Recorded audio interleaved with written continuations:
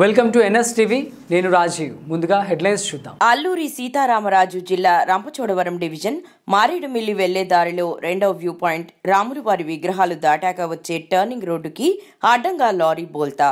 పూర్తి వివరాలు తెలియాల్సి ఉంది.